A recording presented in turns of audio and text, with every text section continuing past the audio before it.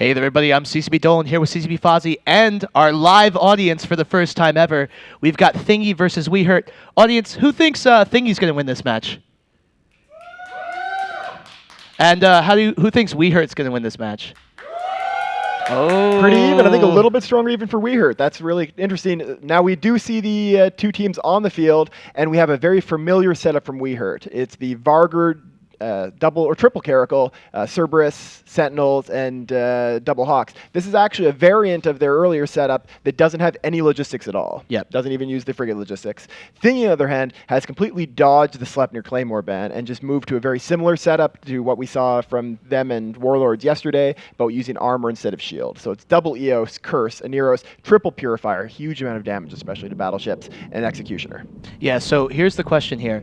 Thingy has a choice. They can either use their tremendous amount of Stealth Bomber DPS to go straight for the Vargur, or they can try and catch out these rapid light missile launcher Cerberuses and Caracals that potentially can wreak havoc on their Purifiers if they catch them. We see there a target painter landing on a Cerberus. We're going to have to see if that's followed up by some DPS here. The only way WeHURT's going to be able to take this match is if they can shred these bombers. They need to be able to kill the Stealth Bombers incredibly quickly with these rapid light missile Cerberuses and Caracals. I don't know if they're going to be able to pull it off, though. We do see armor damage, but these are armor tanked Purifiers. It's going to be a very difficult task for the Neros pilot for Thingy to keep up with the damage, but he's been great so far this tournament. And you saw in that shot there, the Purifier is just burning straight out. They want to get away as fast as possible, spreading all put the as much range as possible between themselves and between the Cerberus and the Caracal, because they are death to those Stealth Bombers. But if the Stealth Bombers can stay alive, they're just going to dominate this match in every single way. Yep. We see their web on the Eos, and there's like that Cerberus is holding with its ASB. Yeah, the Cerberus of Zao Amadeus has pulled itself some range, is tanking with an ASB. We may see the Thingy team switch targets in a moment. We'll have to see. They do have a Caracal tackled and getting some neutralizer pressure on it, but it really, at this point, is actually a very slow start. We don't have any significant damage being applied. Now we see that Caracal being hit very, very hard.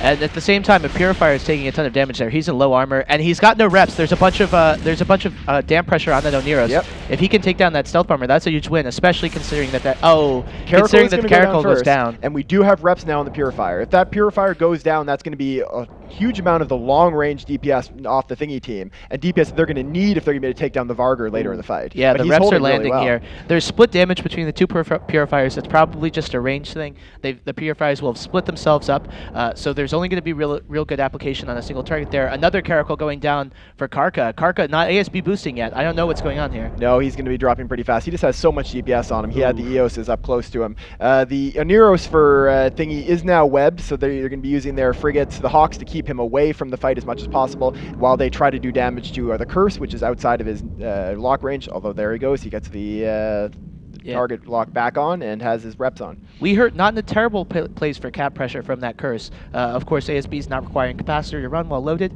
but with their hardeners off, they're not going to be doing anywhere near the kind of rep that they would normally be doing. Where that Curse will become very, very important is if the game starts stretching long and they need to kill the Vargur over the longer period of time. There's the Purifier going down, and this is there you go. This is one Purifier for 3 Caracals. That's not a great trade for the WeHURT team. No, not at all. You can still see that gigantic defense bar from the Eoses mainly for Thingy, and a really big attack bar as well. They're able to apply damage across great ranges too with the Purifiers. And once that Cerberus dies... Here they go. They're going for the Vargur, and look at how fast this Vargur is dropping. That Vargur is being hit so hard. He's going to be local tanking with his Bastion, but actually he doesn't have Bastion turned on yet, so he's probably going to need to enter Bastion if he wants to... tank this damage. He's probably trying to just absorb as much damage as possible. There needs to be some catch-up done here. The Hawks need to catch Purifiers, and the Oneros is already in half armor, so if they can really apply some damage here, maybe they'll be able to claw it back in the long game, but it'll be a rough trip for them. Yeah, that Oneros is now webbed by the Hawks. He's taking damage from the Rapid Light Cerberus, the Hawks, and the Vargur. He very well may go down, and that's going to be a pretty key loss for Thingy. WeHURT needs to be able to get to the point where that Vargur can essentially win them the match at the end. Yeah, okay. Well, we need to, like, this Oneros needs to be taking more damage here. The Hawk is going down for Dantesi. We'll have to see if he was the tackle that was on the Oneros here. If we see that web Oneros is still tackled. Yep. And he is going into very, very low armor. They need to do some damage here. They have so few damage ships left. Only the Hawk and the Cerberus combined with that long-range Vargur damage. And then it might be to a position where if this Vargur has to enter Bastion, they can just get out of its range. Yeah, I mean, the Eoses are going to have a hard time moving that quickly, but the Purifiers especially can just, sit further away and wait out the fight. But that Nero still managing to tank in very, very low armor. And at this point, if that last Hawk goes down, that's going to be the last tackle on him, and he'll be fine for the rest of the match. As we see the Hawk now of Drew Tech taking a lot of shield damage, and he's going to be off the field in just a moment. Yeah, that's going to be a rough. It looks like it's going to be a rough first loss for WeHURT. But of course, this is a best of 3. Yep. There's an opportunity for them to come back in these next 2 matches. I think that Thingy has shown. They're going to be bringing stealth bombers. I think they believe in this stealth bomber meta that we just saw appear yesterday. I think that it's a really strong move from them, but it isn't unbeatable.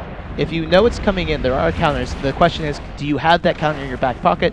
Have you been thinking since yesterday? Maybe you hadn't seen it before. Have you been planning for this sort of eventuality? Yeah, the fact that we saw WeHURT essentially trying to ban out the bomber setup by banning out the Claymore and the Sleipnir suggests to me that they don't feel comfortable with their counters to the bombers, and that's a really bad sign because Thingy has just demonstrated they can bring the bombers with a whole wide range of support. They can bring them with EOSs, they can bring them with Sleipnirs, they can bring them with Claymores, and they probably have even more bomber setups in their back pocket. The question is, do you try and go with something particularly low sig? Like, do you try and bring Ishtars or something like that to really get under that bomber damage? I really doubt that Thingy's going to unban Ishtars at any point. They're probably going to keep them banned in just about every match. But yeah, it is going to be a very tough choice. Assault frigates obviously do a great job. The Vargar holding in low shield, by the way, now. Yeah, the Vargar is still actually not in Bastion, so he is... Maybe he doesn't have a Bastion module fitted. That would be some next level thing. Oh, no, wait, never mind. He is in Bastion. Oh. Okay. He is at 0 meters. I trusted you, CCB Posse. But he is just not able to withstand all the damage here. And that Aneros holding on just fine. I mean, he's just happily hanging on there in very low armor as the Vargar of Sarkade drops down. What has him tackled, though? He's been webbed this whole time. That's going to be the Sentinel probably yeah, at this the Sentinel point. webs. Yeah. Strong performance here from Thingy. Like, is this going to be how we see the next match going? Like, but keep in mind, based on the Hydra standards for winning, the Warlords of the Deep standards for winning, losing a single ship, pretty much a loss. Yeah, I mean, they're pretty much just going to have to give up now. No, I mean, see, in all seriousness, WeHURT really needs to pull something out of their hat now. Yep, they've shown a setup. The Vargar going down, by the way, we just missed that. So that's going to be a Vargar that WeHURT can no longer bring in any of their matches. Yep, yeah, that is a pretty key thing for a team like this that has relied pretty heavily on this Vargar setup. We do have a rule in this tournament where if you lose a Marauder at any point, you can't bring any Marauders for the rest of the tournament. And although there's only 1 day left, the Vargar's loss still is going to be hurting WeHURT. They need to bring out something new. They can't be bringing out any of the setups they brought before in this next match, or else they'll be knocked out. And there's a Sentinel. We only have the Cerberus left here, and he will probably go down in shorter. 3 minutes left on the match anyway. But I bet you WeHURT is using this time to try and figure out what they're going to do. This really has solidified the fact that this bomber setup is threatening. They tried to ban it out. It didn't work. There are armor variations that work. We only saw shield yesterday. So WeHURT might be using this time to try and scramble to come up with something, because right out of this match, they're going to have to submit their bans again, pick a setup, and almost right back in. Yeah, I mean, so little time to prepare this this final day of the New Eden Open. It is going to be incredibly difficult, I think, at this point. It looks like WeHURT did not come into this weekend expecting the bomber meta. That really put them into a very defensive position. When teams save their best setups until at least the final weekend, it's such a huge difference when you only have 1 day to prepare for a setup and train against it, rather than a week or 2 weeks. Exactly. And still waiting for the Cerberus to finally go down. He's still shooting, still putting up a valiant effort. He's going to try to kill Robo Pleasure in the Executioner there. Well, it's every little bit counts. Actually, it doesn't count. But he flew out of the arena. Okay, so all right. He decided to head for the edge of glory, get destroyed by our robotic version of CCB Veritas. Yeah, robots are very dangerous. They can blow up your spaceships. But that's going to be a 1-up lead for Thingy in this best of 3 match for the second place, guaranteed, and an entrance and a chance to win first place in the finals. We're going to see you back in the studio in just a couple seconds.